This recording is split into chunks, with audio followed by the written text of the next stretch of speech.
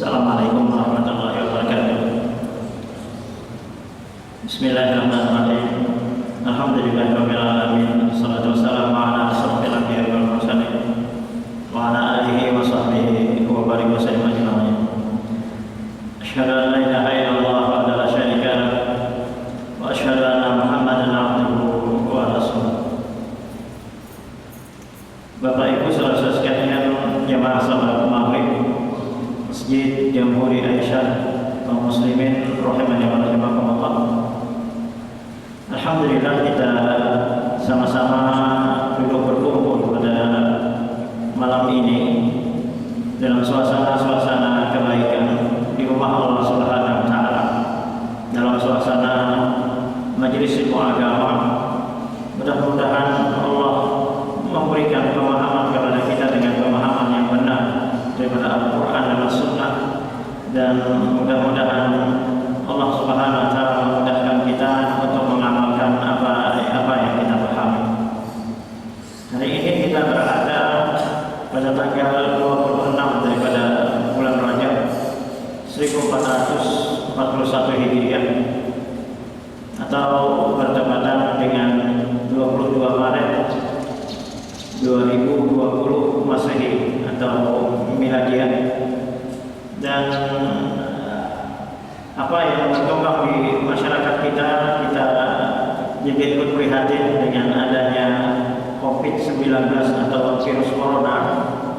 Namun kita meminta perlindungan kepada Allah Subhanahu wa taala agar kita dijauhkan daripada bahaya, bencana, penyakit menular dan lain sebagainya. Namun yang jelas bahwasanya itu adalah merupakan ujian bagi kita. Jadi adanya corona, penyakit menular di corona yang diakibatkan salah satunya wallahu a'lam yang ulun baca itu karena makan sup kelelawar gitu. Karena di Wuhan atau di Cina itu makan sup kelelawar, maka perkara-perkara yang mohon maaf menjijikkan yang memang dilarang di dalam agama, maka ternyata itu perkaranya memberikan kemudaratan bagi kita. Maka ini di dalam syair agama Allah mengajarkan kepada kita qulu min thayyibati ma razaqnakum. Makanlah yang baik-baik daripada Allah yang rezekikan kepada kalian gitu. Jadi ketika Allah melarang sesuatu, ternyata di sana banyak sekali perkara-perkara mudaratnya. Sehingga Imam Ibnu Katsir ketika menjelaskan firman Allah Subhanahu wa taala, "Wa ma atakumur rasulu fakhuzuhu wa ma nahakum anhu fantahu." Apa-apa yang diperintahkan oleh Rasul maka ambil. Maka kata Imam Ibnu Katsir di dalam tafsirnya, dia mengatakan apabila Nabi sallallahu alaihi wasallam itu menyuruh untuk melakukan sesuatu, maka di sana pasti banyak kebaikan.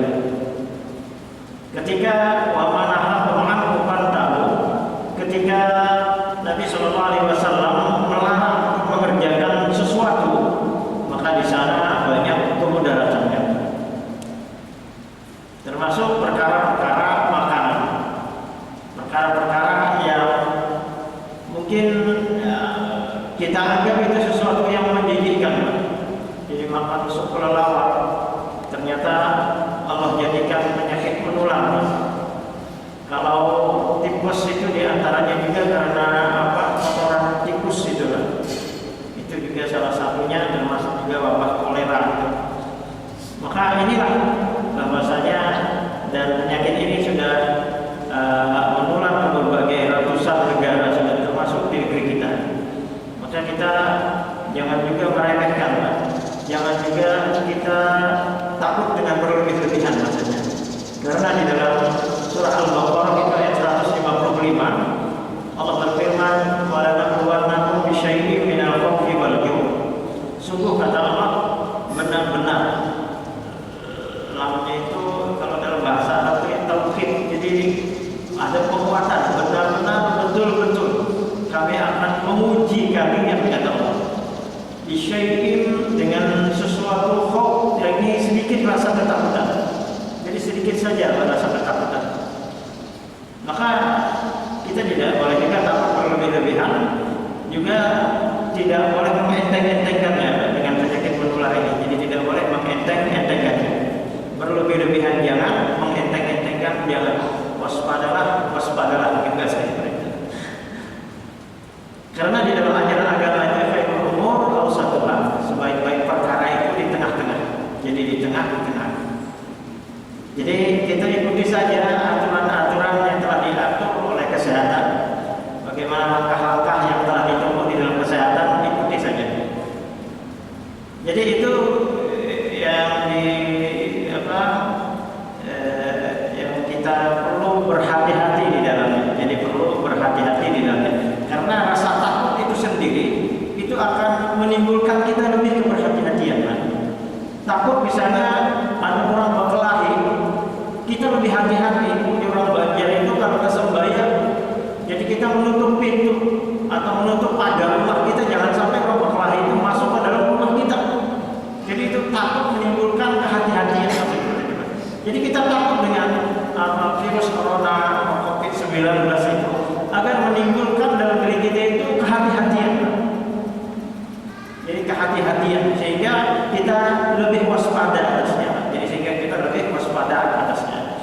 Itu yang pertama, Bapak Ibu Saudara sekalian. Kemudian bulan Rajab yang kedua, jadi bulan Rajab ini adalah bulan yang diyakini oleh masyarakat kita, yakni bulan di mana di-Isra dan di-Mi'rajkannya Nabi Sallallahu Alaihi Wasallam. Jadi bulan di mana di-Isra dan di-Mi'rajkannya Rasul Sallallahu Alaihi Wasallam, yang diyakini pada tanggal 27 daripada bulan Rajab. Meskipun para ulama itu berbeda pendapat kapan terjadinya Isra dan Mi'rajnya Rasulullah Sallallahu Alaihi Wasallam. Ada yang mengatakan di bulan Ramadan, ada yang mengatakan di bulan Rajab, ada yang mengatakan di bulan lain. Namun pada intinya bahwasanya Isra dan Mi'rajnya Nabi Sallallahu Alaihi Wasallam itu terjadi pada tahun kelima setelah kenabian Rasulullah Sallallahu Alaihi Wasallam, setelah meninggalnya Ibunda Khadijah, istri beliau, dan meninggalnya Abu Thalib, paman Nabi Sallallahu Alaihi Wasallam. Maka disitulah pada tahun kelima kenabian Rasulullah Sallallahu Alaihi Wasallam di-Isra dan di-Mi'rajkan oleh Allah Subhanahu Wa Taala. Karena ini momen-momen daripada bulan Rajab ini yang diyakini oleh masyarakat kita, yakni bulan Isra dan Mi'raj, maka ulun sedikit berbicara tentang hikmah-hikmah di antara Isra dan Mi'raj ini. Ulun tidak berbicara tentang kejadian-kejadian Isra Mi'raj, namun ulun ingin berbicara tentang hikmah yang terkandung di dalam apa yang disebutkan oleh Allah di dalam surah Al-Isra ayat pertama itu, yakni subhanalladzi asra bi 'abdihi lailan minal masjidil haram ila masjidil aqsa. Maha suci Allah yang telah memperjalankan hambanya dari Masjidil Haram ke Masjidil Aqsa. Masjidil Haram di Mekah dan Masjidil Aqsa itu di Palestina. Kemudian Allah memi'rajkan Nabi Sallallahu Alaihi Wasallam yakni ke langit. Jadi memi'rajkan Nabi SAW ke langit. Nah, kejadian Isra Mi'raj ini adalah kejadian yang sangat luar biasa. Bahkan ketika Rasulullah SAW menceritakan kejadian ini kepada para sahabat, yakni beliau di-Isra dan di-Mi'rajkan oleh Rasulullah oleh Allah Subhanahu Wa Taala dalam satu malam dari Masjidil Haram ke Masjidil Aqsa, terus di-Isra dan di-Mi'rajkan langsung ke langit, menerima perintah sholat 5 waktu itu. Maka di antara kaum muslimin pada saat itu yang dia baru masuk Islam mendengar itu langsung murtad. Jadi luar biasa perkara Isra Mi'raj ini.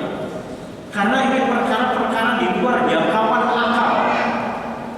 Bayangkan dulu itu kan tidak seperti sekarang bahwa jarak tempuh antara Mekah dengan Palestina, yang di Masjidil Aqsa, itu jarak tempuhnya kurang lebih berapa ya Pak?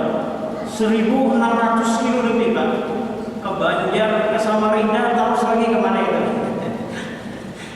Jadi untuk perjalanan pada saat itu dengan mengendarai keledai, mengendarai unta dan mengendarai kuda. Apalagi jalan tidak semulus apa yang kita lihat sekarang ini Pak, dengan aspal yang rata dan mulus jalannya, akan tetapi di zaman Rasulullah SAW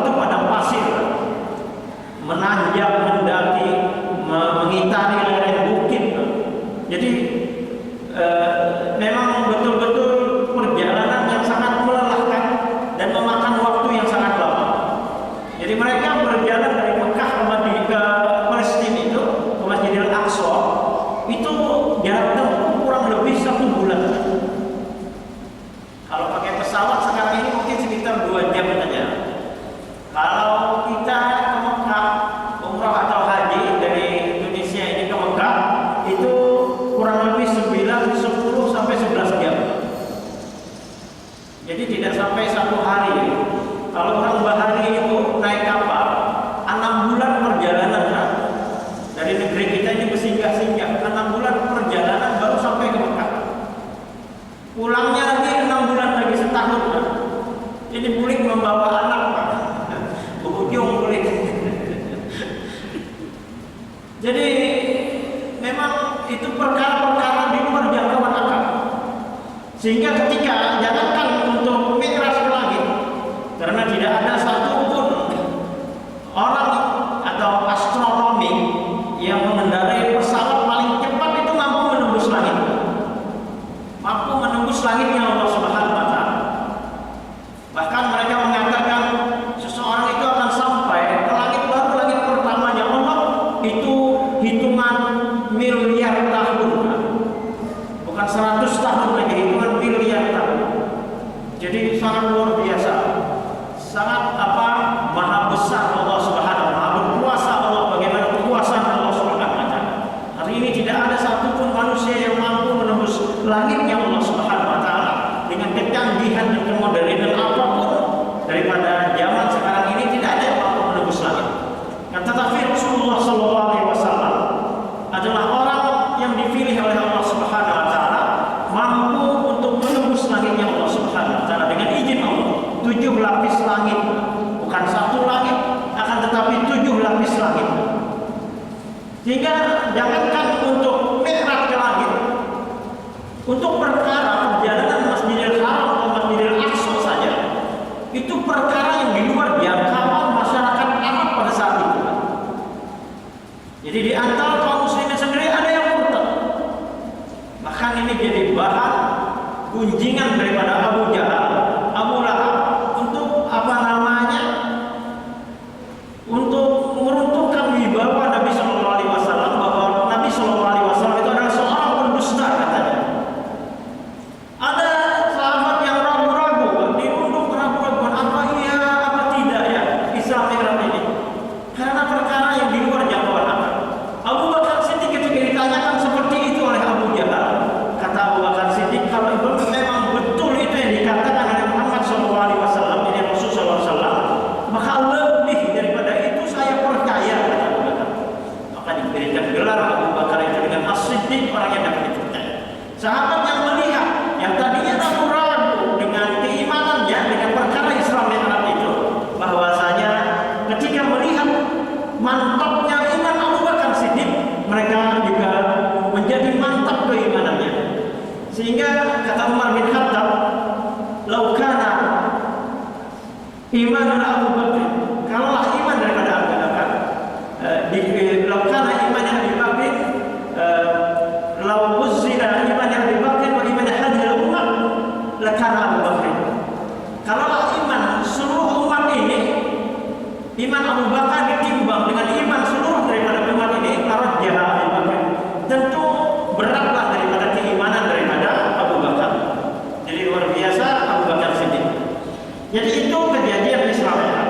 Maka kita dapat ambil hikmah daripada Isra dan Mi'raj itu, bahwa yang pertama, bahwa Isra dan Mi'raj itu hubungan antara manusia, kemudian Mi'raj itu hubungan dengan Allah. Isra hubungan dengan manusia, Mi'raj itu hubungan dengan Allah Subhanahu wa taala.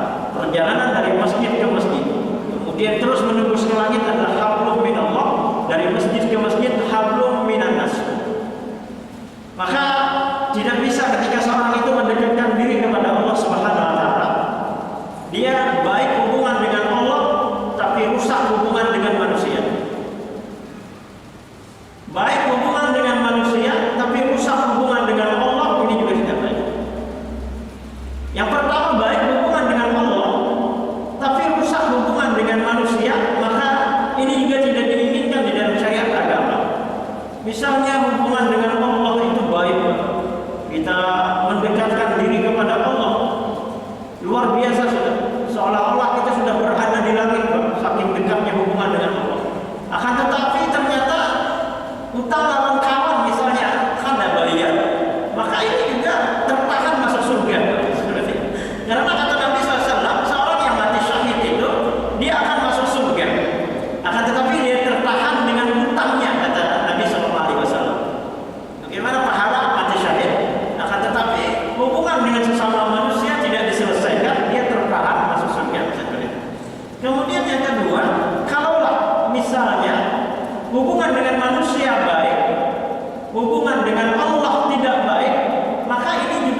sesuatu kesalahan juga.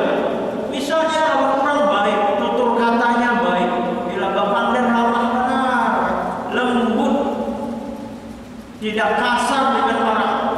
Tapi kalau sembahyangan, ini kan bagus juga. Ada bisa sembahyangan hidup, mengaku muslim tapi kan sembahyang. Nah ini kan bagus juga. Jadi yang diinginkan hubungan dengan Allah baik, hubungan dengan sesama manusia juga baik. Dalam Al-Quran berbicara tentang hubungan dengan Allah dan hubungan dengan manusia, seperti di dalam Al-Quran berbicara surat Al-Ikhlas, Qul huwallahu ahad, yang merupakan sulusul Quran, sepertiga daripada Al-Quran. Kemudian di dalam Al-Quran berbicara tentang ketauhidan hubungan dengan Allah. Qul ya ayyuhal kafirun la a'budu ma ta'budun. Katakanlah wahai orang kafir, aku tidak menyembah Tuhan yang kamu sembah. Akan tetapi dalam Al-Quran juga berbicara tentang hubungan dengan manusia. Ara'aital ladzi yukadzibu biddin. Tahukah kalian, kata Allah, orang yang mendustakan agama, beragama tapi dianggap mendustakan. Fadzalika alladzi yad'ul yatim wa la yahuddu 'ala ta'amil miskin. Orang yang menghardik anak yatim, tidak memberi makan fakir miskin. Fakir miskin hubungan dengan sesama manusia. Surah Ikhlas hubungan sesama, hubungan kita dengan Allah Subhanahu wa ta'ala. Ketika kita salat mengangkat takbir, kita mengucapkan Allahu Akbar, itu hubungan dengan Allah, hablum minallah. Ketika salat, kita seolah-olah kita mengatakan ketika salat ke kiri dan salat ke kanan, wahai saudaraku, engkau selamat daripada lisan saya, selamat daripada tangan saya, selamat daripada perbuatan saya. Itu hablum minannas. Berapa banyak di dalam Al-Quran itu bercerita tentang aqimis shalah wa atuz zakat. Dirikan sholat, keluarkan zakat. Sholat hubungan dengan Allah, zakat hubungan dengan sesama makhluk atau sesama manusia. Sholat hubungan dengan Allah, hablum minallah. Zakat hubungan dengan sesama manusia, jadi hablum minannas. Ketika berpuasa di bulan Ramadan, puasa itu hubungan dengan Allah. Akan tetapi ketika di akhir Ramadan kita mengeluarkan zakat fitrah itu hubungan dengan manusia. Di dalam haji, berhaji hubungan dengan Allah. Akan tetapi di tengah-tengah pelaksanaan ibadah haji, bagi haji tamattu membayar dam haji dengan 1 ekor kambing, maka 1 ekor kambing itu adalah hubungan dengan manusia, hablum minannas. Jadi itu Al-Quran lengkap mengajarkan kepada kita. Jadi harus sejalan, harus seiring hubungan dengan Allah, hubungan dengan sesama manusia. Dalam hadis Nabi SAW diceritakan ada seorang wanita yang mengurung kucing, tidak diberi makan, dia beribadah, kemudian ternyata karena sebab itu, kata Nabi SAW, dia masuk neraka. Ada seorang yang penzina daripada Bani Israel, ketika melihat ada anjing yang kehausan, dia ambilkan air di dalam sumur. Karena anjing tidak bisa masuk ke dalam sumur, dia mengitari sekitar sumur itu, maka ternyata dia berikan minum kepada anjing itu, maka Allah berterima kasih kepadanya, sehingga sebab itu Allah membukakan pintu hidayah untuknya untuk bertaubat sehingga dia dimasukkan ke dalam surga. Ada di dalam riwayat hadis juga riwayat Anas bin Malik bahwasanya sahabat pernah bertanya kepada Nabi SAW, ya Rasulullah SAW, ada seorang wanita yang telah meninggal dunia. Yang diceritakan ini orangnya telah meninggal dunia. Yaitu rajin sholat malam, ya Rasul, rajin berpuasa sunat, kemudian rajin bersedekah. Akan tetapi ketika dia berbicara kepada tetangganya, bicaranya kasar. Ada kurang lebih lawan tetangga, maksudnya seperti itu, kan? Hari-hari mendapat tapi ada kurang lebih. Misalnya terkadang terkadang atap rumah itu banyunya gugur ke rumah tetangga. Aku pada tahu dia urusan ikam dia urus baju yang gugur pada tapi ikam dia urus itu. Itu maksudnya ada kurang lebih, kan? Mestinya kita harus toleran juga dengan tetangga. Kemudian berbicara kasar kepada tetangga. Maka kata sahabatnya Rasulullah SAW, adakah kebaikan orang seperti itu, wahai Rasulullah SAW? Mungkin dengan sholat malamnya, dengan ibadah puasa sunatnya. Namun ternyata dia tidak bagus hubungan dengan tetangganya, atau dia kasar dengan tetangganya. Apakah kebaikan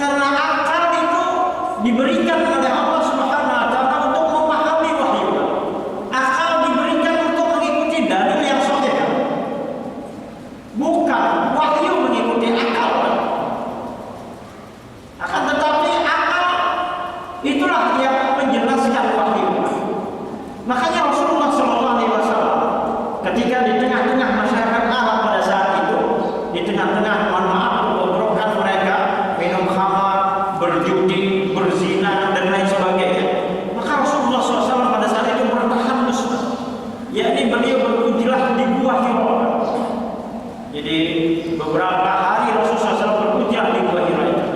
Sampai datang Jibril alaihissalam menurunkan wahyu yang pertama kepada Nabi Sallallahu Alaihi Wasallam, Iqra, baca. Artinya apa? Bahwasanya Islam mengajarkan bahwasanya akal seseorang tidak bisa membaca kalam Allah, membaca wahyu kecuali dengan ilmu yang Allah berikan itu dengan adanya akal, sehingga dia berusaha atau dapat memahami wahyu Allah Subhanahu, dapat memahami dalil. Jadi seperti itu. Makanya orang yang tidak berakal atau kurang akal, dia terbebas daripada syariat, aturan-aturan, kewajiban-kewajiban yang telah dibebankan kepadanya. Karena kan misalnya belum dibebankan syariat agama, misalnya sholat 5 waktu kepadanya, atau orang yang hilang ingatan, maka tidak dibebankan baginya syariat agama. Maka syariat agama itu dibebankan kepada orang yang berakal. Akan tetapi bukan berarti bahwasanya akal itu menolak daripada dalil atau menolak daripada wahyu. Namun sebaliknya, bahwa akal itu diberikan oleh Allah Subhanahu wa taala untuk memahami wahyu atau memahami dalil. Di antara kesesatan pertama yang mendahulukan akal daripada dalil adalah iblis. Jadi iblis itu mendahulukan akal daripada dalil.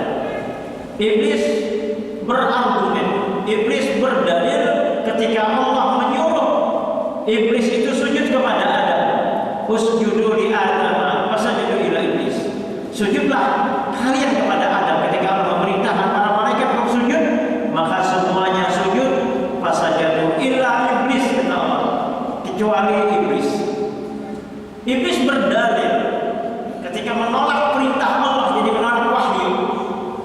Ketika Allah menyuruh sujud kepada Adam, iblis mengatakan, khalaqtani min nar, khalaqtahu min tin. Aku diciptakan dari api, sedangkan dia Adam itu diciptakan dari tanah. Jadi itu dalil daripada iblis. Ketika Allah perintahkan iblis itu sujud kepada Adam alaihissalam, dia berdalil dengan dalil logika, dalil dengan akalnya. Padahal apa bedanya, Pak? Antara antara api dengan tanah. Dua-duanya ciptaan Allah Subhanahu wa taala. Yang memerintahkan sujud itu adalah Allah Subhanahu wa taala. Yang memerintahkan sujud itu wahyu daripada Allah Subhanahu wa taala. Itu perintah Allah. Namun inilah iblis mendahulukan akal. Sehingga kesesatan pertama, kata para ulama, taqdimul akal ala nakal. Jadi mendahulukan akal daripada nakal, ini dalil wahyu dan perintah-perintah yang diperintahkan oleh Nabi Shallallahu Alaihi Wasallam. Itu kesesatan pertama. Maka Isra dan Mi'raj itu perjalanan di luar jangkauan akal. Maka akal harus tunduk dengan wahyu, akal harus tunduk dengan dalil. Seperti juga pernah ada orang datang kepada Ibunda Aisyah, menanyakan kepada Ibunda Aisyah, ya Ummul Mukminin, kenapa seorang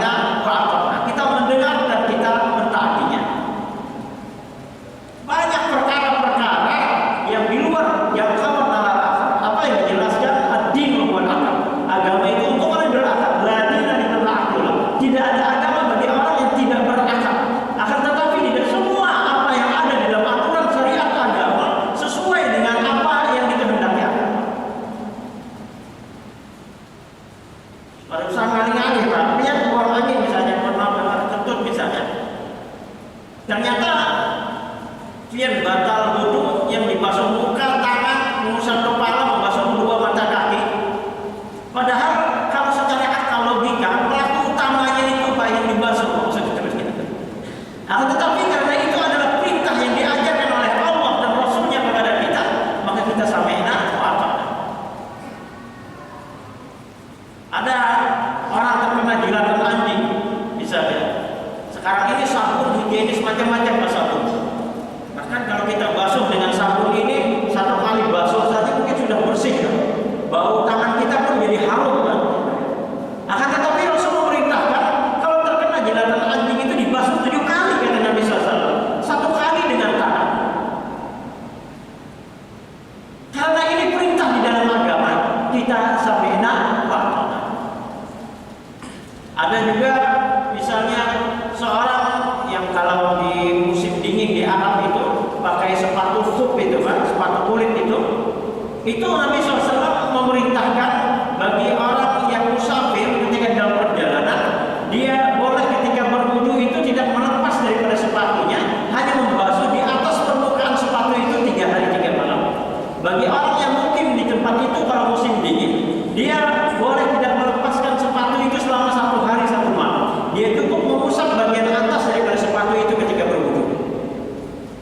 Kalau dicerna dengan akal, yang kotor itu bagian atas sepatu karena bagian bawah sepatu. Akan tetapi karena ini adalah yang diperintahkan oleh Allah Subhanahu wa taala, ini yang diajarkan kepada Nabi SAW itu kepada kita, diajarkan Nabi SAW kepada kita, maka kita sami'na wa ata'na. Jadi itu perkara-perkara yang terkadang di luar daripada jangkauan akal, maka kita sami'na wa ata'na karena itu ada perintah daripada Allah. Dan terkadang di dalam keseharian juga kita salah di dalam memahami dalilnya. Dalilnya ya, Al-Qur'annya ya, surahnya ya, ayatnya ya, nomor ayat ya. Akan tetapi pemahamannya yang salah. Ini banyak ketika kita temui di masyarakat kita. Bahkan berapa banyak orang yang tersesat seperti aliran Ahmadiyah itu kan, Mirza Ghulam Ahmad itu. Jadi penganut mereka itu menafsirkan ayat Al-Quran itu dengan salah. Maka Muhammadun aba ahadin min rijalikum. Sesungguhnya Muhammad itu bukanlah bapak daripada seorang laki-laki di antara kalian, walakin Rasulullah. Akan tetapi dia utusan Allah. Wa khataman nabi. Dia adalah khatam, itu penutup para nabi. Akan tetapi orang Ahmadiyah itu justru mengatakan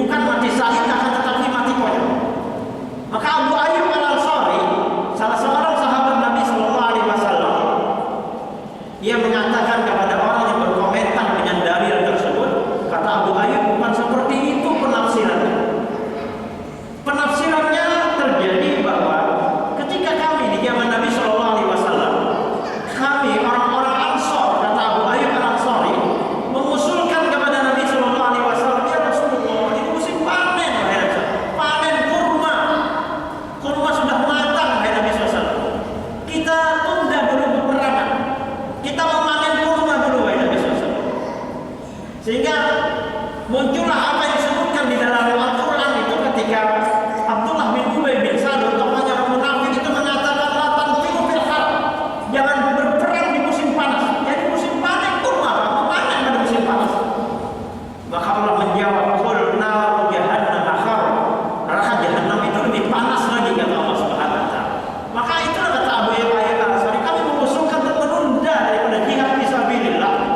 Ternyata apa yang dikatakan oleh sahabat kami, Allah menurunkan ayat dan Abu Ayyub Al-Ansari, "Wa anfiqu fisabilillah wa la tulqu bi aydikum ila tahlukah." Infakkan harta kalian di jalan Allah, jangan kalian menghancurkan diri kalian itu di dalam jurang kebinasaan. Jadi ini maksudnya Bapak Ibu saudara sekalian, di antara sahabat memang tidak semuanya para sahabat Nabi Shallallahu Alaihi Wasallam yang hafal Al-Quran. Akan tetapi perlu diketahui bahwasanya semua para sahabat dan para ulama dia paham apa yang dimaksud di dalam Al-Quran. Jadi ini penting pemahaman ini. Sehingga inilah bahwasanya Isra dan Mi'raj Nabi Shallallahu Alaihi Wasallam adalah perkara-perkara di luar daripada jangkauan akal. Akan tetapi ini adalah perkara wahyu. Ini adalah perkara dalil yang sahih. Maka akal harus mengikuti daripada wahyu. Pernah Abu Hurairah radhiyallahu anhu, Abu Hurairah ini terkenal seorang periwayat hadis Nabi Shallallahu Alaihi Wasallam yang paling banyak meriwayatkan hadis. Jadi Abu Hurairah pernah beliau itu berfatwa bahwasanya seseorang yang junub pada malam hari, apakah dia bergaul dengan istri ataukah dia bermimpi junub di bulan Ramadan, kemudian dia masuk waktu subuh, dia tidak mandi, maka puasanya batal, kata Abu Hurairah. Maka hal itu diceritakan oleh beberapa sahabat ke rumah daripada istri-istri Nabi Shallallahu Alaihi Wasallam, di antaranya ke rumah Ibunda Aisyah. Kata sahabat, apa betul yang dikatakan oleh Abu Hurairah bahwasanya seorang yang junub pada malam hari pada bulan Ramadan, dia tidak mandi sampai masuk pada waktu subuh, maka puasanya batal? Maka kata Ibunda Aisyah, sesungguhnya Rasulullah SAW pada malam hari pernah beliau junub di bulan Ramadan, kemudian setelah itu beliau mandi pada waktu subuh, kata Rasulullah SAW. Kata Ibunda Aisyah, Nabi SAW mandi di kala masuk waktu subuh. Maka kejadian itu diceritakan oleh salah beberapa sahabat itu kepada Abu Hurairah, bahwasanya Ibunda Aisyah mengatakan seperti ini, Rasulullah SAW pernah junub pada malam hari dan beliau mandi pada waktu subuh di bulan Ramadan. Dan beliau